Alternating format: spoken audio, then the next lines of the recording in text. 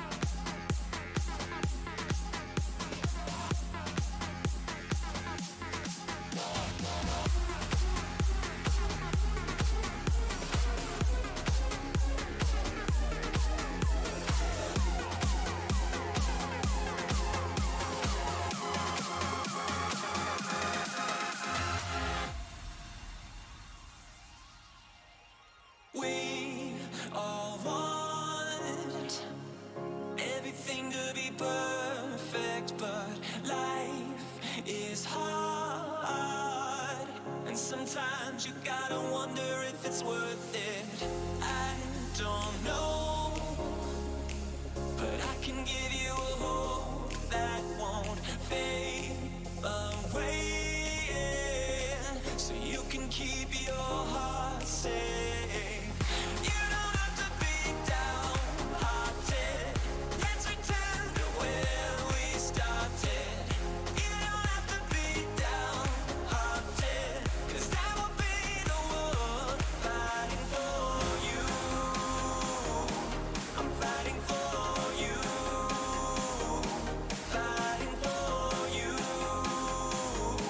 I'm fighting for you.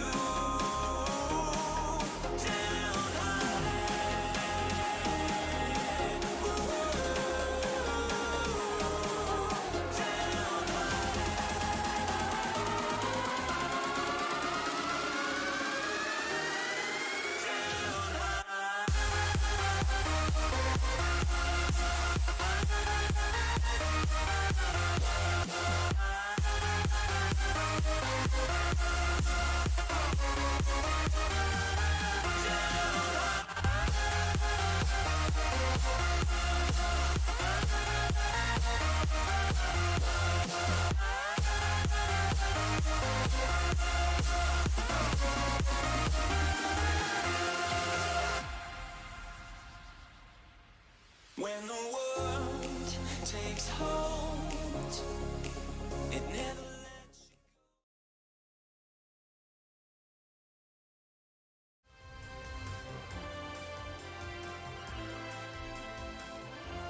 Hey everybody, and welcome to the Open Division. I'm Green Havoc, and I've got a pretty handsome desk here to break down the game today, and we've got a fun one. Some pretty high-rated teams. We got a 4,300 team in E.G. Brown, and about a 3,800 team in Rift. So I've got Frito and I've got Thibbledork here to break down these teams, and we are on the live patch, which means, some teams may be trying out some new strategies. Let's find out what Frito thinks about E.G. Brown.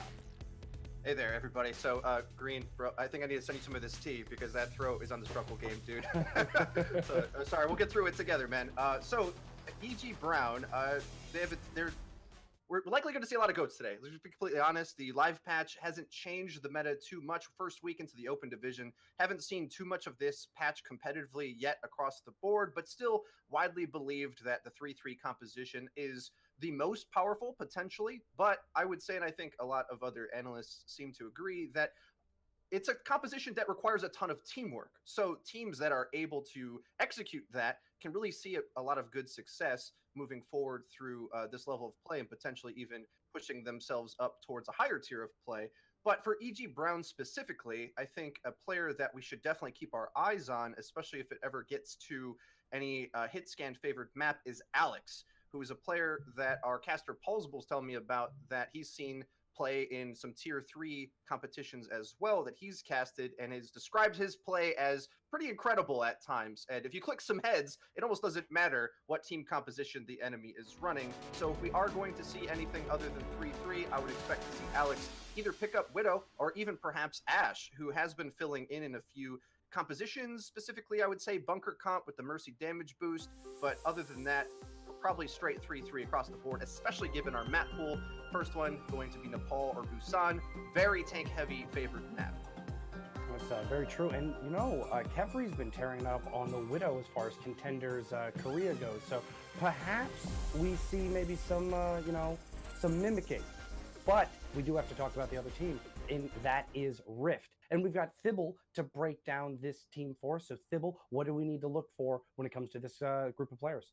So Rift holds a special place in my heart already, even if I haven't ever seen them play, specifically because they have a player named Sasuke, which is just awesome.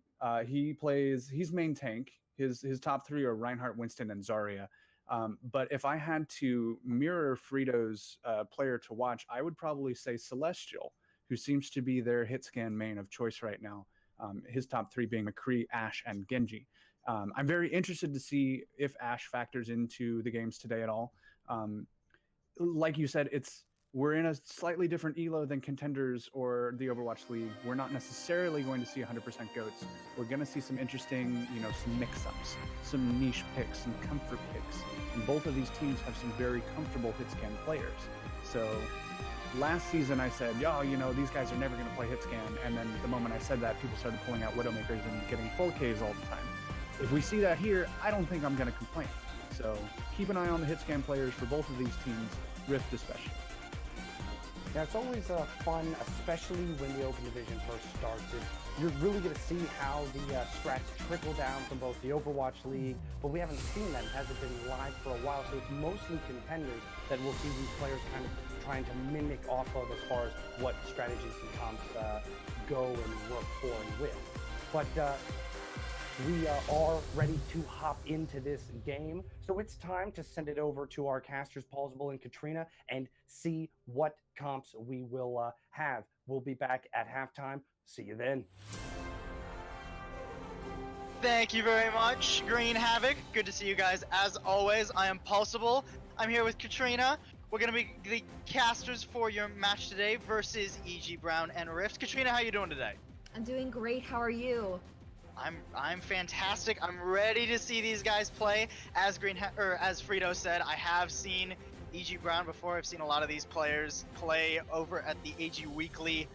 I hope they're right. I hope we get to see some hit scan because Alex on that Widow is sick, and I can only imagine what he does on Ashe. It is a goats meta though, so who knows? Yes, I'm definitely excited because we will be headed over to Nepal first, and this is frankly my favorite map in the entire game. Yes, we do see a lot of those very tank-heavy compositions, especially on Shrine and Village. However, there's some room for creativity. We've seen quite a few Mays. You might even get a look at that Widowmaker you just keep on talking about. I'm really excited now. Maybe. Let's not, let's keep the hopes up. But All right. Let's stay a little grounded here. It is the meta of not so much hit scan. We are going to start off on Sanctum though. So, this is a map we've seen some Widow on. Yes, for sure. There are so many large sight lines on this map, but when I do see Sanctum, I'm always thinking about the environmental kills. So as we do see Alex starting to tease the Lucio on the side of EG Gaming, EG Brown, excuse me. Right now, I feel like we can definitely be able to see some of those key environmental kills, maybe get some boops off of the map. Also, Emran deciding to switch on to the Pharah at first. There is a bit of room for this Pharah to use the verticality of this map, so I am looking forward to see if there will be also some concussion blasts into this giant pit, maybe going down to Zenyatta's treasure, who knows? Yeah, well, if the heroes they're showing us in Spawn can be trusted, which let's all be honest, they often can't, as we see Alex go over onto that brick. I see you, goats, stay away. But if Rift do decide to run out on the Pharah, there is a McCree on the other. Nope, it's gone. It's Genji now. See, that's what I get for trusting Spawn heroes. Yes, for sure. But as these two teams are starting to go forwards towards the objective, let's take a look at the compositions. We do have Genjis on both sides with Swashbuckler, especially piquing my interest on that Roadhog. Get ready for Sasuke and him combining with a Hulk hook combination. Oh, the dive went in from zero, but he didn't have support quick enough. Now, this push from EG Brown is being dismantled a bit. Big Hundo gets demeched, and now it's full backpedaling for EG Brown. They want to get out of here as Rift move their way onto the point. Rift's gonna take our first cap here. Yes, right now, Rift not only has the advantage of getting those early kills, but building up the percentage early. This is so beneficial for Emran and Everent, who are on that pharmacy currently, as they have a lot more maneuverability. They can spam all of those rockets into that very small space as the dive comes in. Yeah, right now they're just waiting over above. Oh, a big boot coming out from Everin, but 2 kills going the other way. It's actually EG Brown finding all of the picks here. There wasn't enough support in the front line. A desperation barrage not going to manage to find enough value as the front line from EG Brown holds strong, and they're going to cap this over at about 26%. Yes, a little bit of a risky resurrection attempt coming in from Everin, but let's take a look at the ultimates available. So far, Emran has been the only one to really use that rocket barrage, but Celestial will have that Dragon Blade coming up, and Mr. Claus is getting very close to a nano boost of his own. So look forward to that nano boost potentially being used to completely take over this point in this next team fight. First, they gotta get out of the door here, and Sasuke can't manage to live more than 5 feet. Fuchsia finding Emran up in the air, and this push from Rift is dismantled before they can even see the point. Yes, right now, Fuchsia has been on point with all of these Discord orbs, and oh, this is just a complete spawn camp coming in on the side of BG Brown. It's a bit painful to watch, not going to lie. And they have also been able to build up so many ultimates. They have almost 5 currently. It's going to be very difficult for Rip to be able to take this back. And they're going to start out with that rally, giving them a nice bit of armor. Here comes a blade out from Flo to try and clean this up. He manages to get Mr. Proz before anything can come out from Rift. Shuts them down. EG Brown are not having any of their nonsense today. Yes, but also Rift has 6 ultimates right now, and they have been completely overwhelmed by the spawn camping coming in from EG Brown. Now they need to be a bit more liberal with those ultimate usage and allow them to follow behind Sasuke on that Orisa, making sure that they aren't getting these early picks, a lot of which have been coming from the sniping of Fuchsia on Zen. You know, and it's a rather slow composition from Rift. They might wish that they had something a bit quicker as the push comes in from EG Brown yet again. No value found out of Big Hundo's self-destruct, but MQL found Sasuke regardless. Kills going back either way. Emran finds a little bit of value out of the barrage and manages to live, which is the most impressive part. But all the meanwhile, we're up to 93% here on the point. Rift's trying to find their way in here, but they've got a touch. 97, can anybody get there? It's a desperation push from Swashbuckler. He barely manages to get there, but he gets taken down. EG Brown gonna hold out and take Sanctum.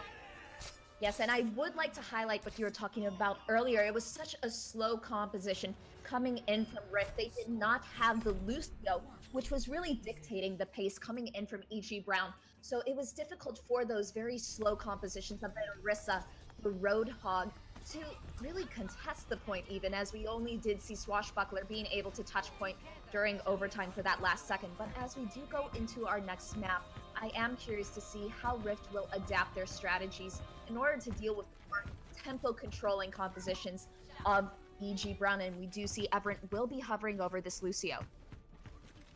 Yeah, absolutely. It looks like we're just gonna get a GOAT special here on Shrine, as we kind of expect from this map.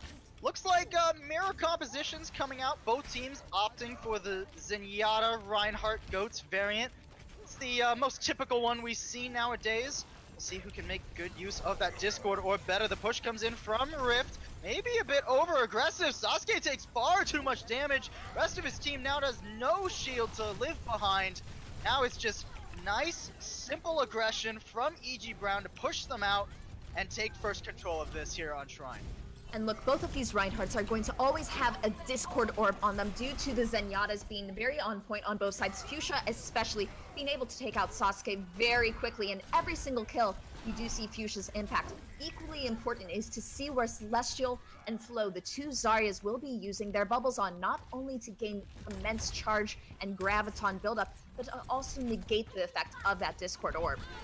Yeah, look at these ultimates, right? Already a rally out from EG Brown. The Shadow comes down, locks most of Rift straight to the floor. And with that, it's a nice, simple fight for EG Brown. 2 ultimates used, but a lot of percentage gained. Yes, definitely gorgeous Earth Shatter. They're coming in from 0, but Sasuke will have one of his own for the next team fight. And even more importantly, Celestial is about to have that Graviton Surge. So will Flo. Will we see jinxing Graviton Surges? Could be possible, but right now the major advantage is that Fuchsia has been able to build that Transcendence, which should be able to counter Celestial's Graviton Surge, whereas Mr. Proz has been a bit slower with this charge. Well, if they're not careful, those Gravs might get eaten here. We'll see if that's going to be the case as the push comes in. Ooh, nice bash combo coming out, locking down the front line of EG Brown. Now, a lot of ults being thrown on the field, but Flo's the only person finding any kind of value. Big Hundo gets a mech with the self-destruct, shuts Sasuke down, and picks up Celestial. Be aware of the Divas, guys. Nah, you wouldn't necessarily think fragging power, but Big Hundo's gonna prove you wrong. Yes, Big Hundo has been a star throughout this, and we do see a bit of bullying on the side of EG Brown as this diva is just trying to jump off the edge. Let's look at the ultimates once more. Mr. Proz now has the advantage when it comes to Transcendence, and at this point, I would anticipate we'll be using it to simply push onto the point as we are in last fight territory, 90% on the side of EG Brown. Yeah, Yeah, all Rift's got is that Transcendence. It's a nice bit of health, but they've got to farm some ultimates with it. They got to get aggressive. They're doing exactly that. Trying to bully Zero out, but he just charges his way back on as a sound barrier comes out from NQL to keep her team nice and healthy. Sasuke no longer has that Transcendence. Gonna take too much damage because of it. No value found out of Squashbuckler's self-destruct, and now it's cleanup game for EG Brown. They're locking this one down. They just got to keep him off the point, and they will take Nepal 2-0. Yes, I've been very impressed with Fuchsia specifically from EG Brown. This Zenyatta play has been absolutely outstanding. But of course, we also do have to highlight Zero on the Reinhardt, who has allowed for so much aggression to come out from the DPS players. Let's take a look at Flo's Dragon Blade right here. We do see getting those supports first. Great target prioritization. It was just a bit of an upsetting map on the side of Sanctum, I would have to say, for Rift. Yeah, and I think that's where I might have liked to see a little bit more flexibility coming out from Rift. You know, they didn't try many different compositions over on Sanctum. They didn't try any different variations of Goats on Shrine. Maybe a bit quicker decision making on those compositions could have been a beneficiary for them. We'll see if they can pick it up as we head into our next map. It is their pick. Where do you think they're going to go, Gina? That's quite difficult to say, as they do know that both of these teams have very strong snipers. We will be headed to, I believe, an escort map next. It'll either be Dorado or it will be Route 66. So depending on whether or not teams are more comfortable with that triple tank, triple support Goats composition that we did see in the more recent map of Nepal, I would lean a little bit closer towards Route 66. Yeah, possibly. Although if you're Rift, you know, you just kind of got smashed on that Goats composition. So maybe you want to switch it up, you know, put some faith in those hit scans. Let me dream, Katrina. Let me dream. Well, what's so scary though is with the hit scans, you do have it on the other side too with Alex on Dorado. There's so many amazing sightlines for that Widowmaker. So let's see if Rift has done their homework on this team, and I'm very curious to see how confident they feel in this sniper v sniper battle that we might see. Nah, just one trick brig. That's all you gotta do nowadays, right? Right. That's I see in the chat. I see in the chat somebody on Alex's team even saying he's just a one trick brig now. Sorry, buddy. I'm sorry that the meta's done this to you. I like to think that Goats is, you know, nuanced and fun, but it's moments like these where heart sinks a little. Heart sinks. But you know, these teams making pretty good work of those Goats compositions. I did like the very nice ultimate discipline we saw coming out from EG Brown. It is very important in any meta, but this one specifically. Oh, I completely agree. Not only do you have to manage your understanding of what tools your enemy has in terms of ultimates, but also key cooldowns such as Brigitte's shield bash. If you do end up having that one trick Brigitte on your team, you need to make sure that you are enabling this hero to be able to create amazing ultimate combinations like we did see with an Earthshatter in this previous round. So Paul, what heroes do you enjoy to play in Overwatch? I'm actually a main tank myself. Oh, okay, so mostly Reinhardt. Mostly I just walk forward and get stunned for 8 years, you know. So you've been loving that's it. fun. Yeah, you know, it's great. Although every now and again I'll be able to get a duo queue, and my buddy plays Brig, so you know, get those nice combos going. It's easy to get that combo going when you're in plat. So when we are looking, oh sorry. No, I was just gonna say because nobody understands Zarya bubbles in plat, but that's more of me. I can rant about ranked all day. Thankfully, these teams are a little bit better than that. Yes, well, the Zarya bubbles are going to be so important as both of these teams, as I was saying before, favor the Zen compositions, but Flo was such a standout on Nepal with his Zarya play. Not only his Genji, he had an average charge of over 70%. I don't think he even died once on that last map of Nepal, so these Zaryas might be the key impact, not only for their Graviton surges, but for their ability to negate all of those negative effects that will be coming in from those Zenyatas on the opposing team. Now, my Zarya, probably not at that level just yet, but we will be headed over to Dorado, so I'm excited to learn a thing or two from these teams. Yeah, maybe. And you know, fun fact, for those of you who may not be aware, Zarya Bubble does more than block that amount of damage, right? It can cleanse a Discord Orb, it can cleanse a Bionade. So, you know, it is a very versatile ability on that defensive cooldown, both personal and projected. One of the many nuances I like to focus on in Goats instead of just 6 players press Q. Yes, and I'm excited to see if we will be able to see that anti-nade coming in from Ana's. We did see the Zenyatta's being showcased in this last round, but Ana has so much utility as a healer with the sleep dart, with the anti-nade. It can be very difficult in that GOAT's composition with all of the shielding to land a major anti-nade, but when one does, that is almost just absolute team fight win. Ana can be a great choice as well on the defensive side of Dorado, but we might even see a Mercy alongside the snipers that have been favored on the side of EG Brown when they defend. And you know, I've seen EG Brown play a few times, and I've seen Fuchsia on that Ana in this GOAT's composition. It is a sight to behold. That was back when Ana GOATS was thought to be supreme, so I don't know if they're going to be bringing that out today, especially when Fuchsia's been fragging out as hard as he has on that Zen. But it's certainly a possibility, especially since, like you said, Dorado, very nice, long sight lines for that Ana to take advantage of. What I love about Dorado is I feel like every single checkpoint allows you to completely shift your composition, especially as you go into the third checkpoint. You'll see a lot more of the heavier tank, the Reinhardt, the Zarya, alongside the D.Va. You'll see that type of GOAT's composition. However, in the first 2 points, because of the verticality, because of the sniper benefits, we might get a Winston being played. And my favorite variation of GOATs is when you have that Winston, the D.Va, and the Zarya, allowing you to protect your Winston as he dives in, give him a little bit of extra armor with your Brigitte. It's just beautiful when it works out. So I really am hoping that we will be spoiled with this gameplay as we do head over to the second checkpoint especially. Oh yeah, one thing about the Winston comp though, you gotta be careful how you run it, right? It's not as brawly as the Reinhardt one, so you gotta dance, you gotta kite around a little bit, right? You gotta be careful.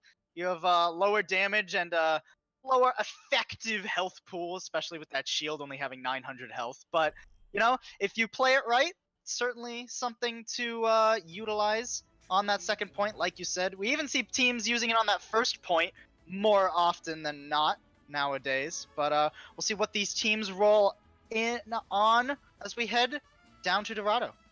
Now, what I love about Dorado as a caster and hate as a player is I feel like there's so many different places for me to get flanked as a main tank player myself.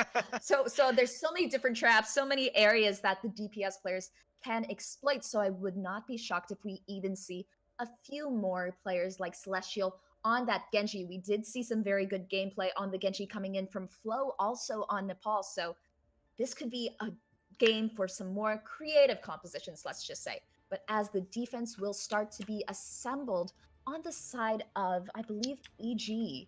Yes, EG Brown will be defending first. They've been teasing a little bit of, once again, that triple tank, triple support, but Q-Tip. Will Q-Tip be sticking onto this Genji? No, he will not. Let's take a second and take a break. Let them try to compose themselves before we get into some in-depth analysis here. Interesting. You know, they have rolled out of spawn, actually. We are going to see a double sniper of sorts. We're getting that new hero in the mix, boys. It's Ash down on the field, the leader of the Deadlock gang. This is our first real competitive outing with Ash in the Overwatch path to pro. What are you excited for this? I am excited. I'm a little bit concerned that we aren't seeing the Hanzo. I really do appreciate Hanzo's Sonic Arrow and Storm Arrow as abilities. Flow on the Ash, though, I am looking forward to see if that Dynamite will be used. But look at the anti-nade, this first anti-nade being placed onto Rift right away. This is going to be a very good round for this Ana. And this is what I was talking about with Fuchsia. He's so good at landing those bios. We'll see if he can do it to keep his team alive. Zero's caught out a little bit, manages to get away for the moment, find that healing. There's that bio onto him from Fuchsia. Ooh, Emerin finds the opening pick onto Flow. Remember, no oh, actually there is a Mercy. I'm blind. So the res does come through. Alex firing back both teams, finding some picks here, but the positional advantage is going over entirely to Rift right now. They're already underneath that archway. This is where the push gets a little bit difficult, but there's a nice big Reinhardt shield to keep them alive. Push is gonna come through. Alex has got to be careful. Goes up onto that high ground as the dive comes in into the front line from Zero. Ooh. Yet again, picks going both ways, but already a Dragon Blade out from Celestial. He finds Alex. He's looking for a second, manages to get Fuchsia. That'll be the end of this push as Rift's going to wrap up point A nice and quick. extremely quick push coming in from Rift, beginning with the early pick from Emerin onto Flo, allowing Q-Tip to use that resurrection extremely early. Losing that resource was a major blow to EG Brown, and as we do see Celestial starting to push up and bully the defense, I'm curious as to why we haven't seen any changes to the composition yet. However, Fuchsia has managed to charge a nano boost, and I wouldn't be surprised if this goes over to 0 on the Winston. Going to be able to dive into the back line and tickle a bit. Yep, there it is. Nano coming down immediately. He's going for those supports, but they do manage to get a bit of zoning. Emerin looking a little, or Everett rather, looking pretty low, going to be taken out by a Primal. Zero looking for more. He finds the other support. Meanwhile, front line of Rift is left out to dry. Celestial is trying to find value, but couldn't manage to do it all alone. One fadeaway kill onto Q-Tip is not going to net Rift much of anything. No, it will not. However, losing that Mercy so early is a major disadvantage, as the spawn is at the advantage of Team Rift, who does have plenty of ultimates to work with. They are almost at 6, as Swashbuckler has been able to charge the Graviton quite quickly. Sasuke will also have an Earth Shatter coming up. A great combination could be in store for us, with Emerin having that Dragon Strike. See what ults Rift opt to pull out. They are very nearly at 6. Ooh, Bob is on the field into the backline of Rift, but meanwhile, Celestial's already found 2. Does get shut down. Kills going both ways. Still anybody's fight. Sasuke's thrown down the Shatter to no avail. It was blocked by the Winston bubble. EG Brown going to play it safe, back up for a moment while they wait for their respawns. Yes, that's a bit of a victory for EG Brown, even though, yes, of course, they have not been able to stop the payload. They've used so many ultimates on the side of Rift. So many ultimates were, to be frank, almost wasted. But here comes the Nano Boost and Transcendence in combat. Interesting Transcendence coming out from Mr. Proz, only going to really help Sasuke, and he had a bio onto him, so he's going to be taken down regardless. Now, no tank line really for Rift, as there he is. There's that Alex Widowmaker I was talking about. He's taking him out. It's so powerful to have a DPS player that you can rely on to get those major picks in your time of need. Right now, as the payload is going to start going in reverse, there aren't many ultimates on the side of either team. We do see the Q-Tip has that Valkyrie available with Flo. Oh, getting that early pick onto Everett. Yeah, and when you have that double sniper, when you have that Ashe out on the field, suddenly the Infrasight is an Infrasight for even more than just the Widow. Flo managed to make good use of that, shut this push down as our Rift forced back to their spawn. Yes, there's been so much spawn camping coming from EG Brown, and right now, we still have not seen many changes in terms of composition to Rift. They are confident and comfortable with their current hero picks, and Emerin and Swashbuckler could have an amazing Graviton Surge Dragon Strike combination. However, the side of EG Brown does probably know that these ultimates are being charged and are split up so effectively. Oh, look at Zero over on the side. He's just trying to smack him off the edge. He manages to get Swashbuckler. With an aggressive Primal Rage out from the main tank of EG Brown, but he's making use out of it. Meanwhile, there's not much peel for his backline though, so Fuchsia goes down. It is going to be 2 up for EG Brown, so they, especially as the res comes out. But Rift not giving up. They decide to invest the Dragon, force EG Brown off the high ground, and actually manages to take out Big Hundo. Now Bob down on the field into the lines of Rift to try and shut their backline down. Manages to harass them a bit to get them out of there. And meanwhile, the snipers of EG Brown gonna clean up. Yes, the snipers of EG Brown have just been so comfortable, but Celestial is pushing the payload forward. This might be a backup, but no, he is spotted out by Big Hundo. Maybe if it was a little closer to the end there, that would have worked out. Had a bit of a ways to go, unfortunately. I got pretty excited there coming in, but no, I feel like these snipers have not been challenged until now. And there's that grab actually underneath the balcony there, locks him down. Celestial takes full advantage of that with the blade out. Does get shut down after taking out 2, so it's not over yet for either team. 5v5 as the res comes out. Both monkeys got a nano on them. A self-destruct overhead, going to force Rift into a suboptimal position. Alex gonna take him down as they come back out. Now EG Brown locking this one down, finding the picks with the Widowmaker. Going to shut this down. Only 40 seconds remaining for Rift to try and get in here. Yes, and we do see Celestial switching over to the Wrecking Ball, the Hammond, and taking a nap quite quickly, as Fuchsia has been on point with those sleep darts. Finally, some switches are coming in. Celestial does decide to go over to the Hanzo with Emerin taking over on the Widowmaker. Double sniper coming out. Is it a bit too late for Rift to be able to challenge this as there is only 15 seconds remaining? Yeah, they gotta get on cart 2. Sasuke making his way over there, but the rest of his team is so far from him. Swashbuckler took a lot of damage there. They gotta try and get in, but Emerin already down. Alex finds that first pick on the Widow, and now it's going to be decimation as he just has a free sightline, but Celestial shutting him down. It's not over quite yet. The cart is dangerously close to the end there. Big Hundo gonna try and shut it down with a self-destruct, finding 2, gets 1 with the remech. Big Hundo coming up clutch, shuts it down, and that'll be the end of Rift's push. And 3 cheers for Bob there, getting some final kills onto Celestial and Emerin. I think Bob is my new favorite hero in this entire game possible. But right now, this is a major advantage coming in for EG Brown as the second checkpoint was not even reached by the side of Rift. There were some very strong moments. However, I feel like they're stuck between a rock and a hard place up against Alex's Widowmaker, as a lot of the diving coming in from Swashbuckler was not as effective because they were just being countered so quickly by the ground crew, the front line of 0. So right now, it can be difficult for Rift to find a way to deal with these snipers more effectively as their diving tanks are getting overwhelmed. Yeah, and EG Brown did a very good job of keeping their backlines nice and split, so they couldn't all be dived on at once. So if one part of the backline was being dove, supports get doved, oh, well, the Widowmaker will kill him. Oh, Widow gets doved, the supports will heal him up, while meanwhile our front line is going and killing their backline, right? Beautiful bit of decision-making coming out from EG Brown. Very good strategic planning for this map.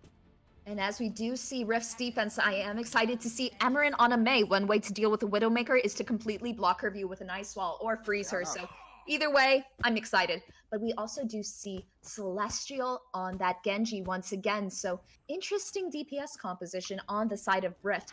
We do have a bit more of a traditional heavy tank setup with Sasuke and Swashbuckler on that Zarya and Reinhardt. So it's interesting to see this composition in that you do have Celestial as one of the solo dive heroes in this entire composition. So he might have to be fending for himself quite a bit. Does have the Ana, so can get a nano for that Dragon Blade once that combination comes up. But like you said, he might struggle to find any kind of value before that. EG Brown rolling out, very similar setup to their defense, but rather than the Ashe, they are opting for that Genji, diving in, finding value. Oh, what a beautiful nade coming out from Fuchsia. That might have been a pre-placed one. He got it over the Reinhardt shield, way up in the air, and it's gonna force Rift back. And right now, as they are approaching this checkpoint, this is a major spot for Rift to be able to hold this payload for a while, but they are simply being pushed back by the immense DPS power. Emerin is being caught out and has a nanoblade, uses the wall to save himself. Yeah, nice bit of controlled aggression coming out from EG Brown. They gotta try and get in here and make those kills happen. The front line goes in, manages to find 1, 2 going down now, but now EG Brown with the advantage. They took out the Ana and they knew that was the bell to just roll over the rest of Rift. They're gonna keep this payload moving. So when we do look at Rift's ultimate charge, so far Emerin is the closest to the Blizzard, but will be deciding to switch over to a Widowmaker of his own, noticing that Alex has been so impactful on that own sniper. I'm curious to see if there will be any more switches as Swashbuckler, yes indeed, will be switching over to the D.Va, most likely to get to the payload as quick as possible. Celestial got caught out. He was waiting over on the side, maybe waiting for a touch for his team to come back in, but not gonna work out for him now. Ooh, Zero getting very aggressive here, going into the backline, investing the Primal Rage just to disrupt, and actually manages to find a kill with it.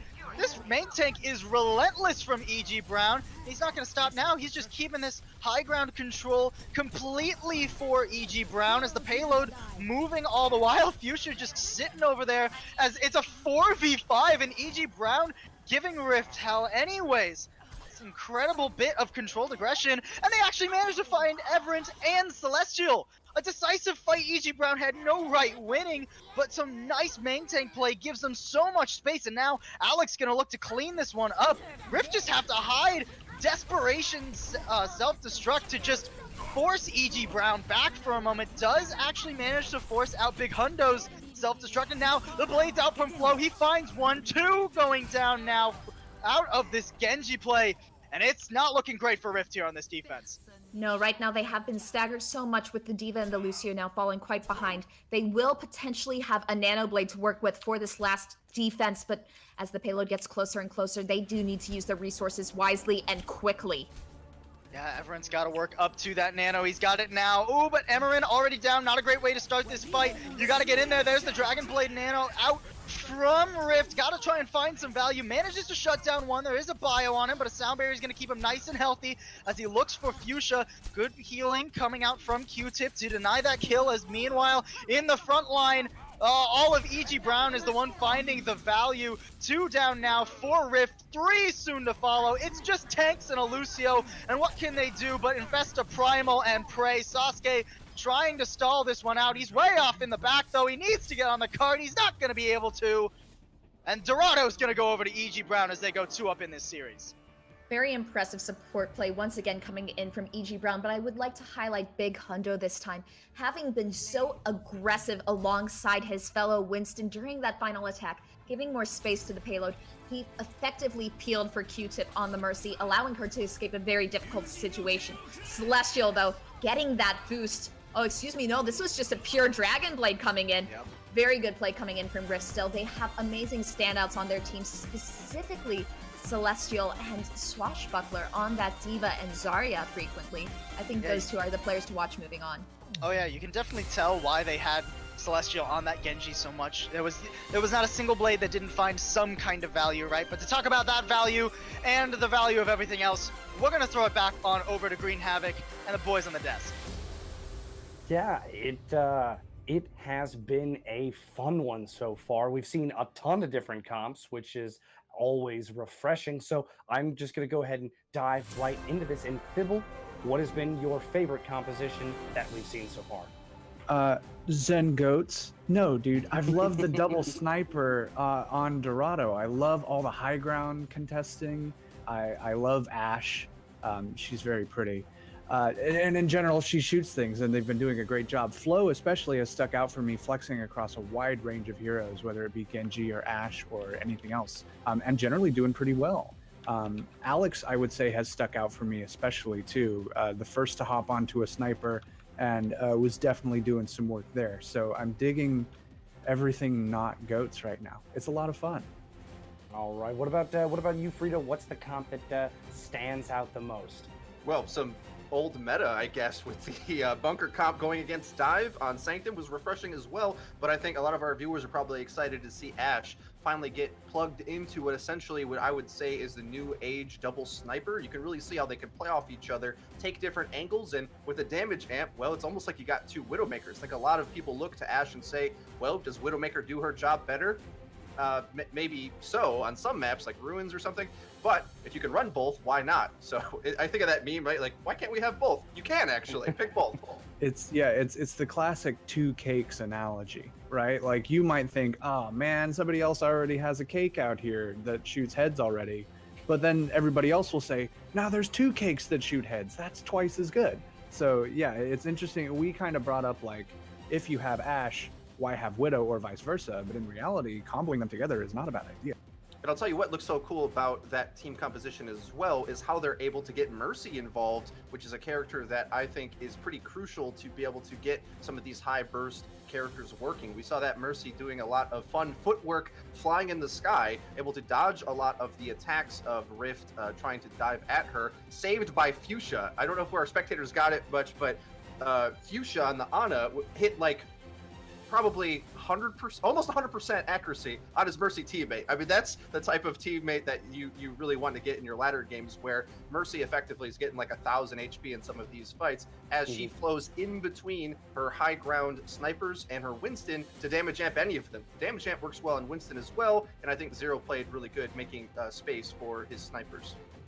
Okay, all right, I like that. But you know what? I want to talk about some miscues that happened throughout this game, because I like to really look at how these teams can improve. So Thibble, when we're thinking about some of the ways that these teams, or things that these teams need to clean up a little bit, what comes to mind first?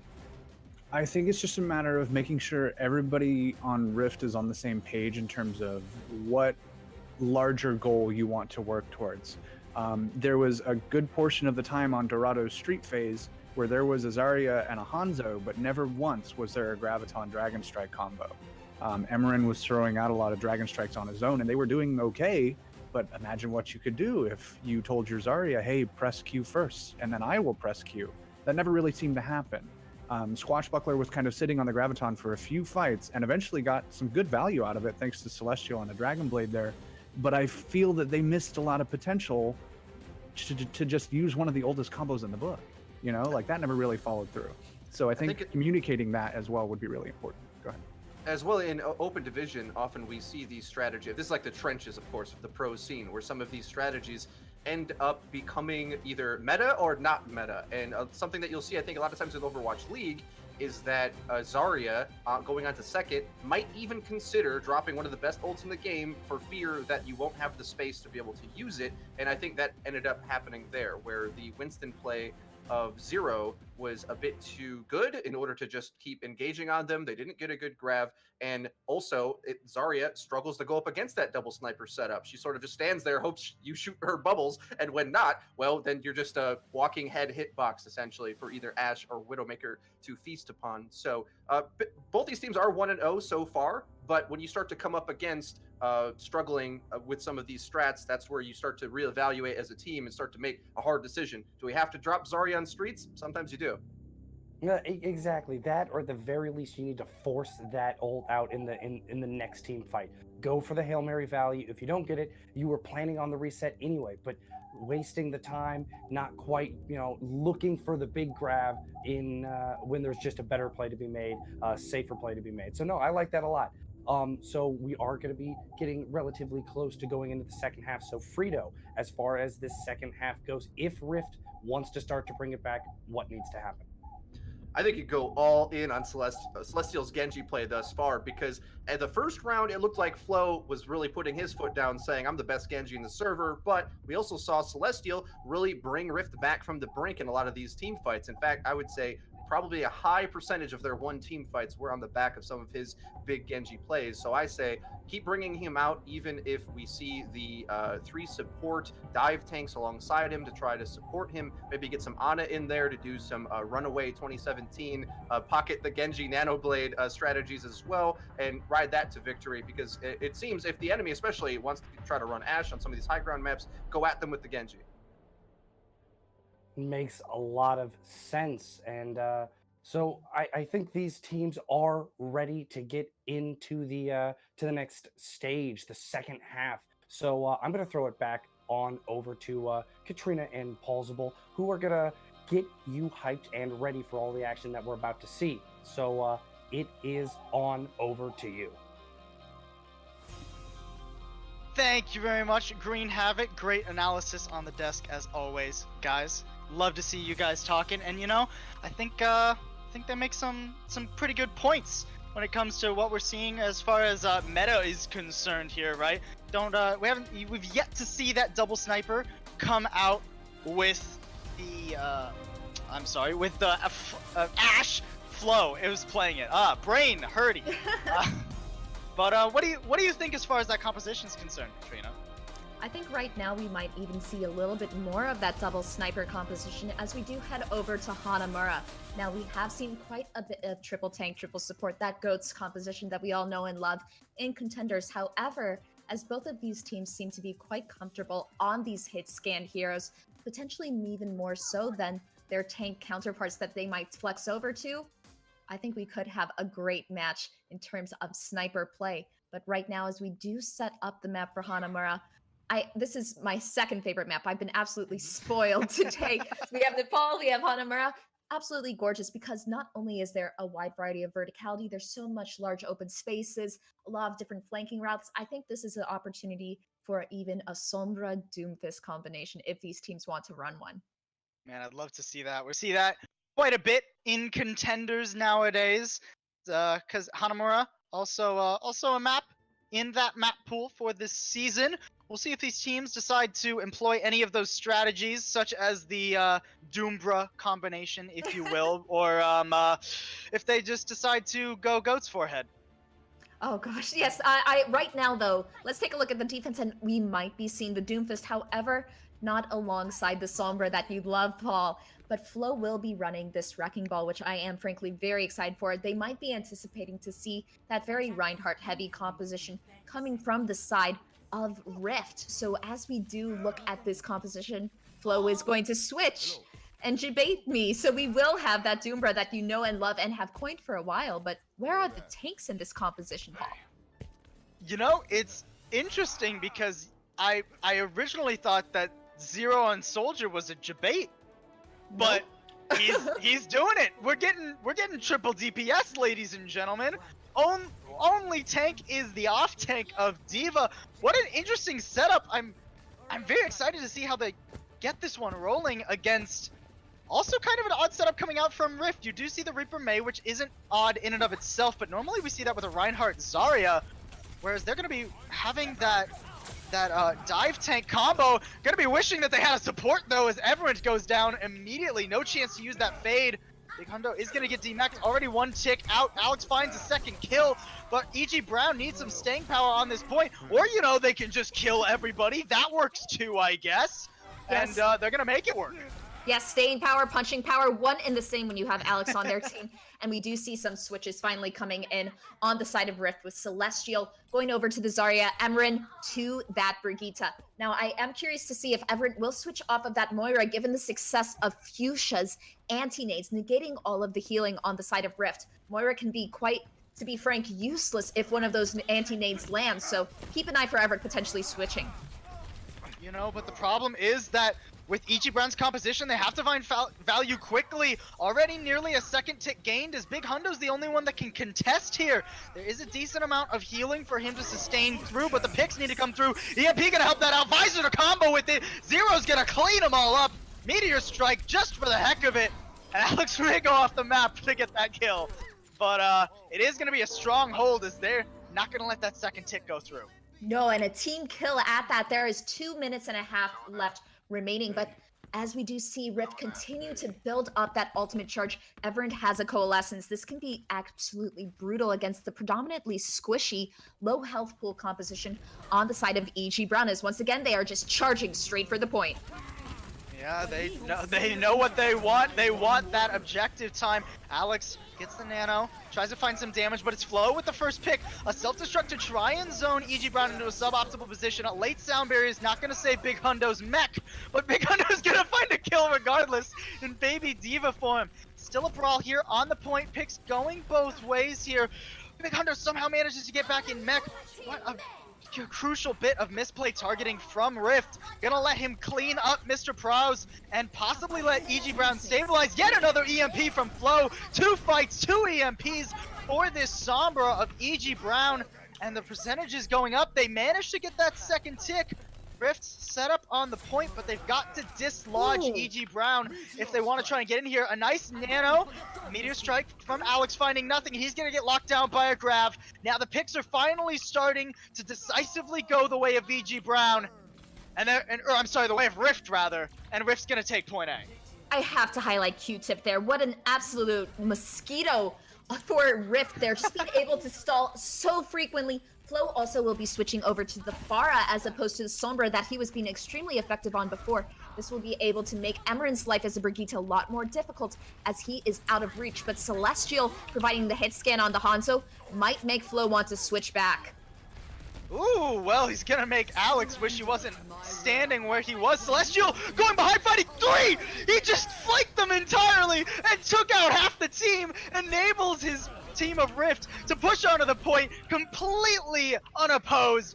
Decimation from Celestial on this Hanzo. Now a desperation visor coming out from Zero, trying to shut them down. He manages to get one, but it's just not enough value. The stall game for EG Brown is strong, but is it strong enough to weather the test of all of these ults coming out from Rift? My gut says no here, but Rift's got to clean this up a little bit faster if they want to get this cap through. The respawn advantage is in favor of EG Brown, but they're not finding any picks to go with it. Flo over top, finding nothing out of that barrage. Going to spell nearly the end here for EG Brown, although as I say that, the stall still going through.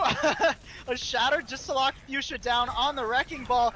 Not even 2 ticks actually yet. This is a beautiful stall. And now EG Brown starting to get picks. They've regrouped. They've got 3 people on this point, and Flo on that Doomfist could find some value here. Emerin goes very low, forces out the coalescence from Everent.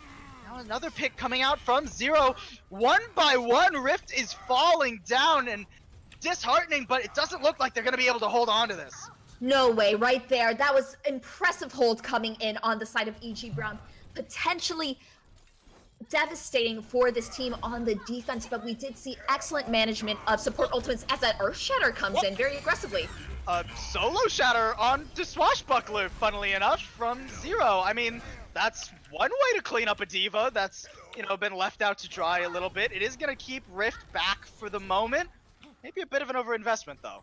Yes, Rift has, though, been investing their support ultimates very well on their rotations. Emerin's rally kept that push alive, allowing them to get to that second tick very effectively.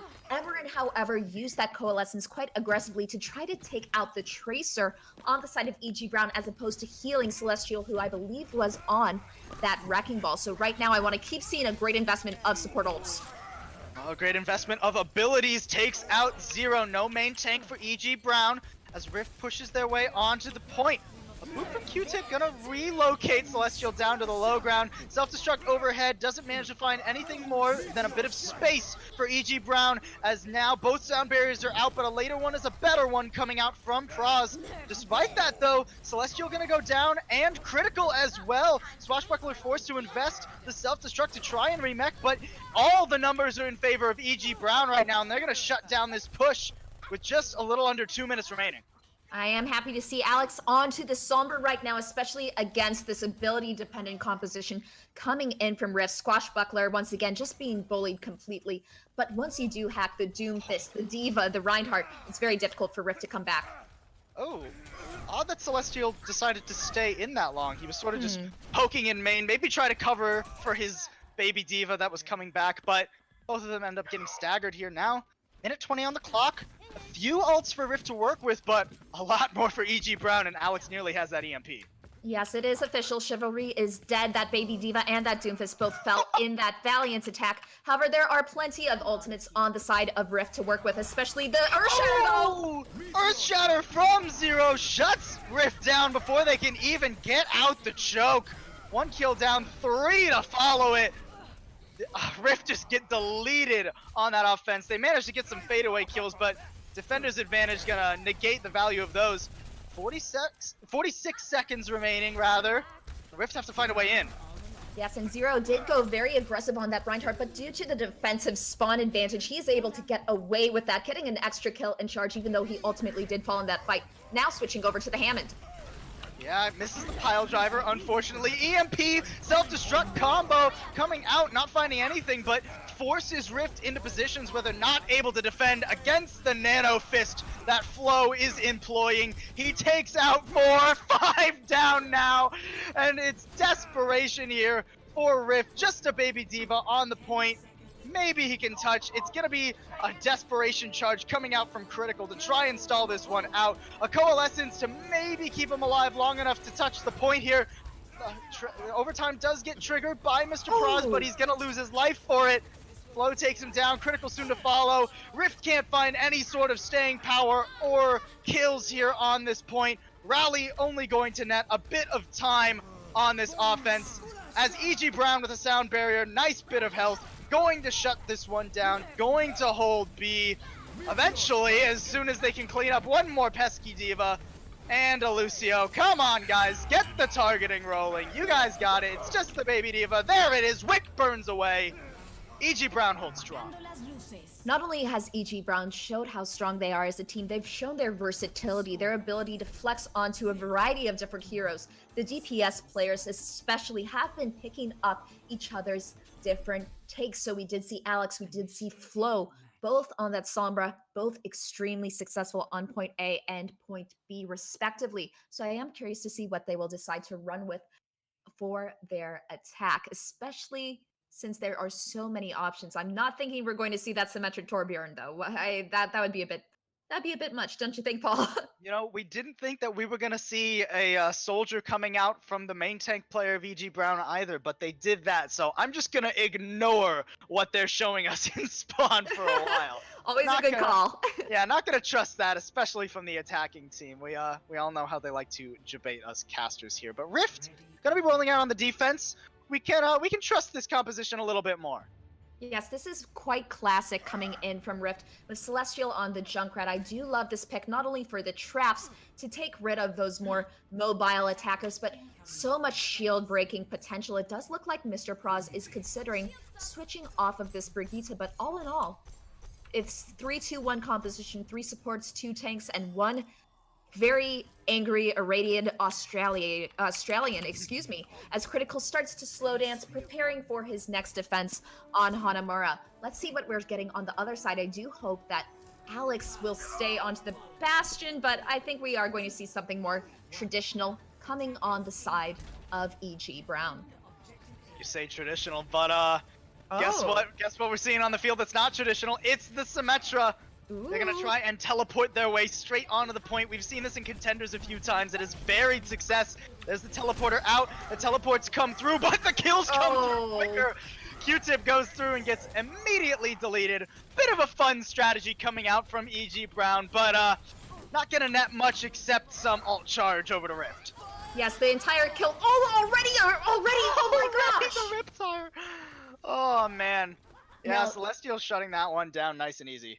Yes, that is outstanding Junkrat play. Almost every single kill revolved around Celestial, providing that extra damage. And now we're going to definitely see some switches coming in. Flo was able to exploit all of that damage. Now it's 65% towards that Graviton Surge, but Big Hundo on the D.Va will help negate the power of that very dominant Junkrat from that last push. Yeah, classic goats now for EG Brown with the Zenyatta. Going to manage to delete Critical on this offense. This is a huge opening for EG Brown to take advantage of. No shielding for the backline means that EG Brown just get all the space they want to go crazy, take them all down. Celestial can't find enough damage to charge up to a Riptide this time. And it's going to be a cap coming through for EG Brown. They're going to have about 6.5 minutes to get about 90%. Yes, right now, we could even see that being captured quite quickly as Flo does have that Graviton Surge and Zero is getting closer and closer to the Earth Shatter. So there are plenty of tools for EG Brown to exploit and even more armor for sustaining themselves. Although the wall coming in from Emerin will stall the push a little. Yeah, stalls it out a little bit, but mostly just makes it so EG Brown gets all that rally armor. Ooh, a wall to disrupt the grab. Actually not going to work as well as he wanted. Celestial does manage to take out one with the Riptire, but the picks keep coming through. Actually, for both sides, Celestial managing to find some work. He is the Nano Rat down on the field, ladies and gentlemen. Is going to be taken down. It's just Flo and Fuchsia on the point. They're going to try and nab a tick here as the respawns come through. They managed to get one and shut Critical down, actually. Maybe a bit of over-eagerness from that main tank of Rift to try and get back on and stall this out. Now, the respawn's gonna start coming through for EG Brown. A Transcendence to keep them nice and healthy. They only had 3 on this. They should have been shut down, but EG Brown hold their ground. They hold it solid, and Critical throws his shatter right into Zero's shield.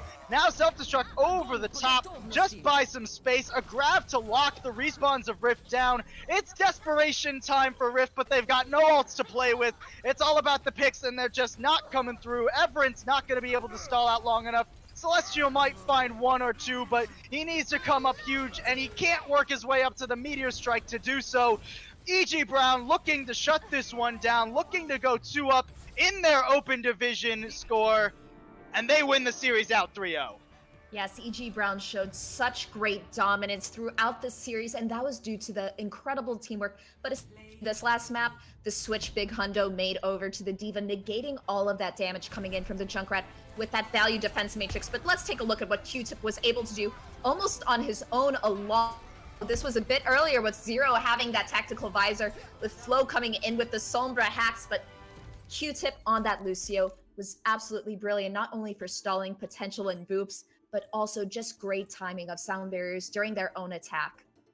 Yeah, gotta love the Lucio boops, right? Q-Tip's been showing us all day how good he is on that hero. Pretty impressive to see a Lucio play of the game nowadays, especially since we have all these big grabs and shatters sort of stealing those away. But we're gonna, instead of stealing anything away, we're going to be throwing ourselves away over onto the desk. That was a terrible transition, but I'm just gonna let them deal with that.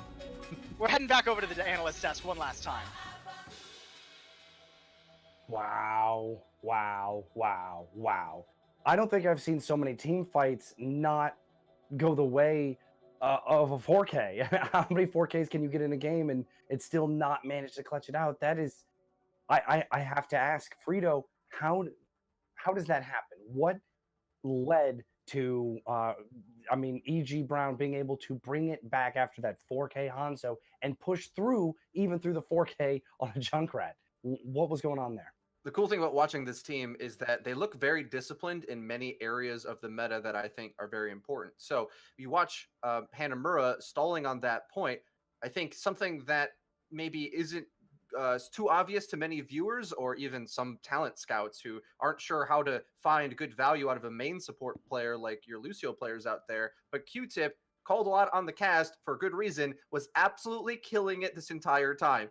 For example, when you're stalling back, coming back on the B retake, one of the best plays you can make is getting environmental knockoff, almost like pseudo kills, getting them off of that bridge, off of the point, giving you a sort of man advantage as you start to retake. Of course, as you have more attackers on the point, it thins out the respawns. I'm not even going to attempt to explain the mechanic. I don't even know it. I'm not even sure if some of the devs know the rules by this point. But there's really complicated mechanics on how the respawn rate works. If you're able to get them off the point, it's almost as good as getting a kill. And Q-Tip was dancing around everywhere. I almost watched him exclusively in some of these fights, contesting whatever the enemy had a Doomfist. But there's a very famous quote from a player I respect highly, EQO, once said, well, you guys think Doomfist is overpowered? I mean, at the pro level, Lucio's can contest him, and many times he was throwing Celestial off his course on some of his engages, just going right at them as Lucio, and it's just a joy to see. Sound barriers on time, but a lot of the environmental repositioning game basically just suffocated them out of the fight, and that's how supports can carry in this game, with crowd control, essentially. Yeah, it's so true. And one of the other things is E.G. Brown's Doomfist always followed up on anyone who had to walk back up those stairs from one of those booths. So many times do we see, just basically anyone from Rift who got knocked off that bridge walked up right into a punch. So, Fibble, when it comes to the way E.G. Brown handled this, now they ultimately walk away 3-0, very confident, but we did see them kind of run some alternative comps. What is something you would like to see them moving forward, and what is something you would like them to go ahead and leave on the whiteboard?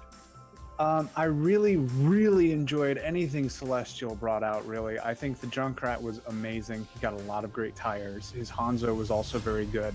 I think the Sim Soldier defense was okay. I think it could have probably been tweaked a little bit. I like that Zero got the chance to flex onto DPS as a main tank player. You know the feeling when they're like, hey, play something that isn't Reinhardt, and you just like, really? I get to? Like, oh man, it's the Christmas season, and he got a gift with that one. That said, I think they largely got away with that one because they had the lead over Rift, and they knew that they could probably get away with it for a fight or two. It sort of bit them, but at the same time, they definitely got away with that. I think as they move forward in the season, they're going to have to be a little more careful with how they approach coming out with these niche picks and everything, because more people are just going to start playing GOATs again. And their GOATs is still very good, so like keep that for sure. And don't be afraid to experiment. Just know like, all right, we had our fun. We need to go back to playing what wins us games before it's too late, you know? They got to be careful. I will say, though, I think if you watch a lot of the competitive scene right now, we are seeing, even on the old patch, a lot of these firepower comps that are just all in on doing damage. Well, you have 3 tanks, 3 supports. We're just going to rival that with less tanks, more damage. And as long as you have the mobility to dodge the brawl, you can get stall on those objectives. Again, I've been at great length to explain it, but who's on point there when you have your Diva demeched stalling the objective? You might not be able to see him, but it's Q-Tip on the Lucio, spinning in circles around the point, wall riding, booping things away. Really, you're getting a tanking value on the objective out of your Lucio player while everyone else is shooting, and also he's shooting, going for environmentals as well.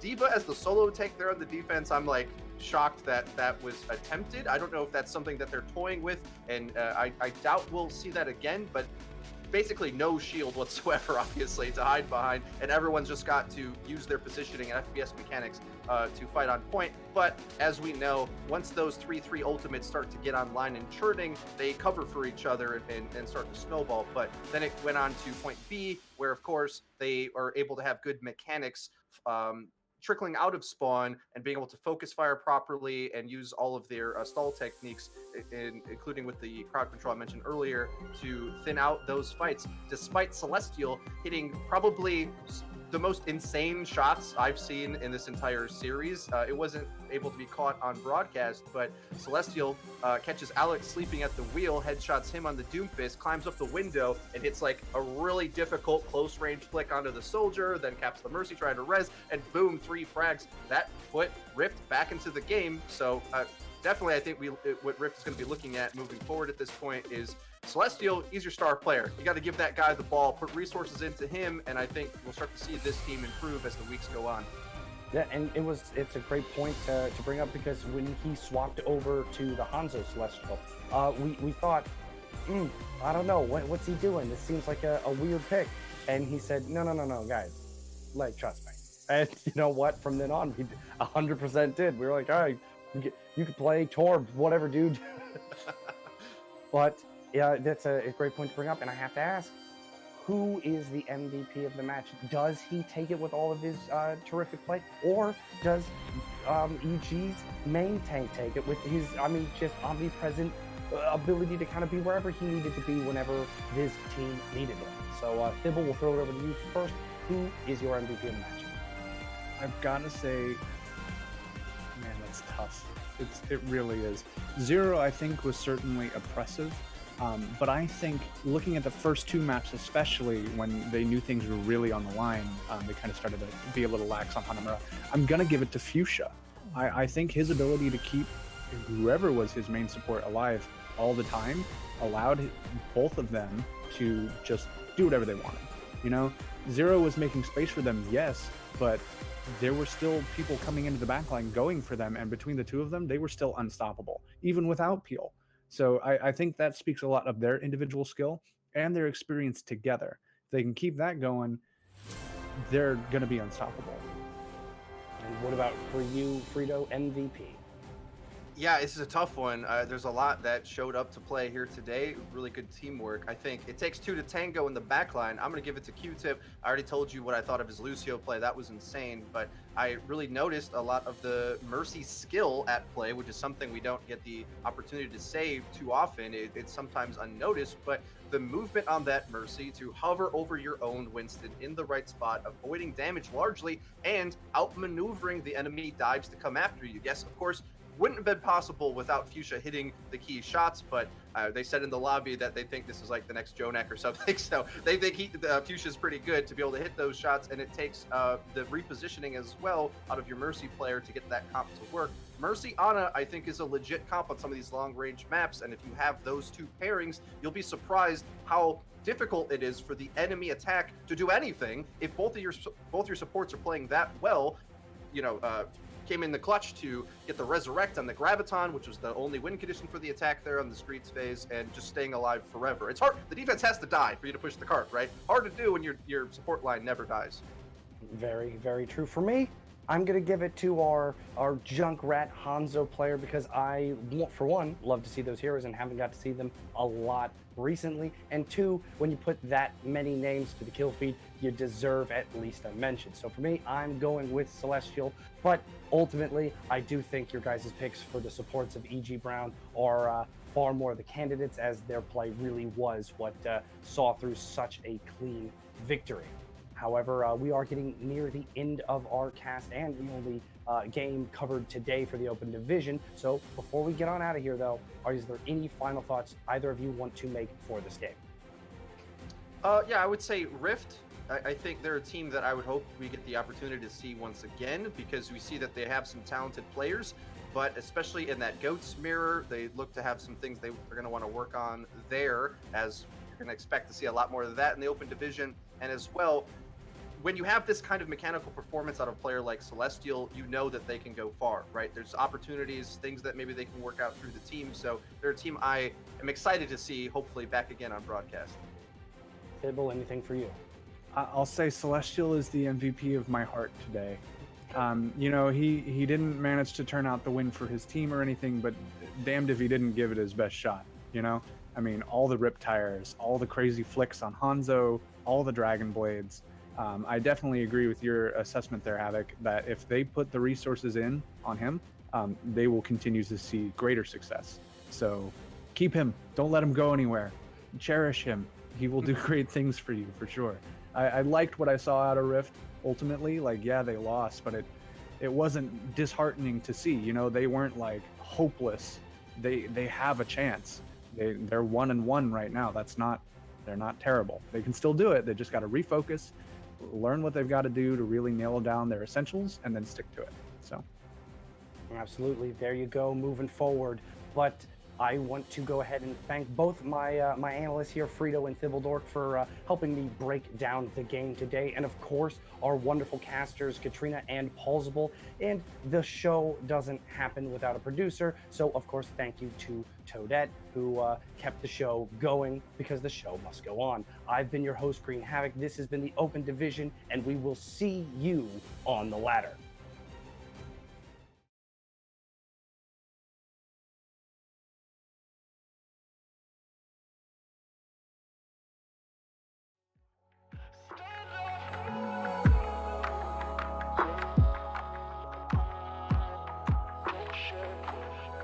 It's nights like this, we're wide awake. It's times like this, you shy away from me, babe.